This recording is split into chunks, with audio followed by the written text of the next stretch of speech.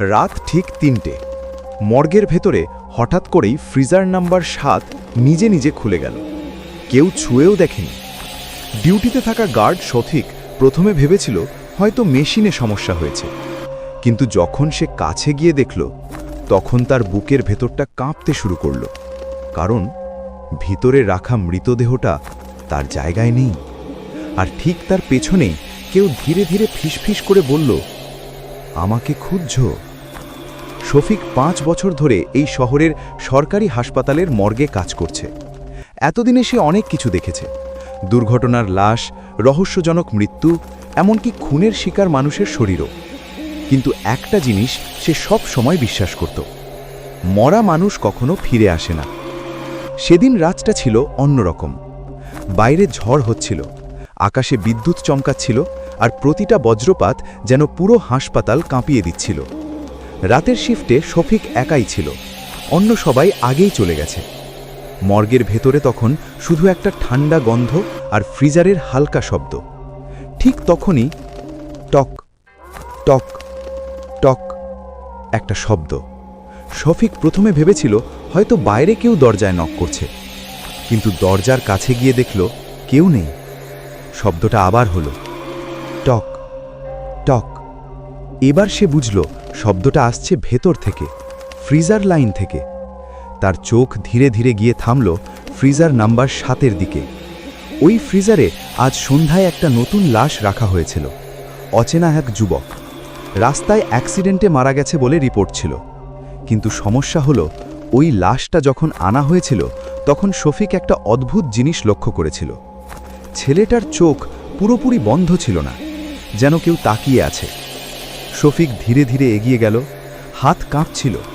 ফ্রিজারের দরজায় হাত রাখতেই হঠাৎ ঠান্ডা একটা অনুভূতি তার পুরো শরীর জুড়ে ছড়িয়ে পড়ল। সে দরজাটা একটু খুলল, ভিতরে তাকাতেই তার শ্বাস বন্ধ হয়ে গেল। লাশটা নেই, ফাঁকা। কিন্তু সে তো নিজেই রেখে গিয়েছিল। তার মাথা ঘুরতে লাগল। ঠিক তখনই পেছন থেকে একটা ঠান্ডা বাতাস এসে তার কানে লাগল, আমি এখানে।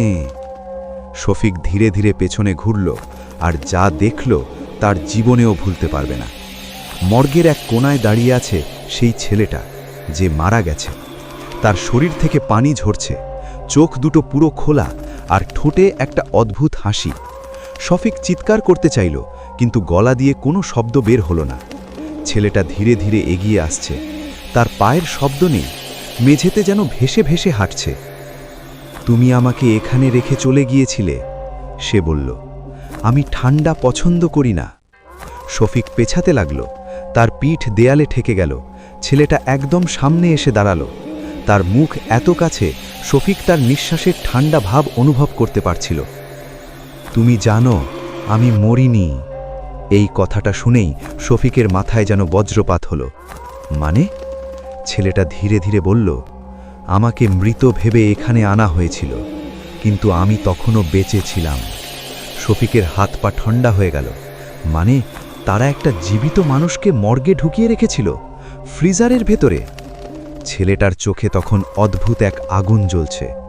আমি চিৎকার করেছিলাম অনেকবার, কিন্তু কেউ শুনেনি।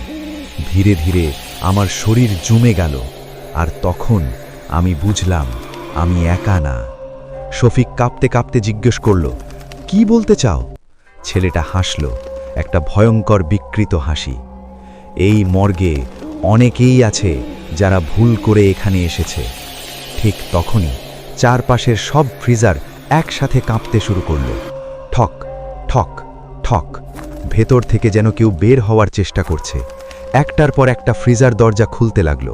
ভেতর থেকে বের হতে লাগলো লাশগুলো।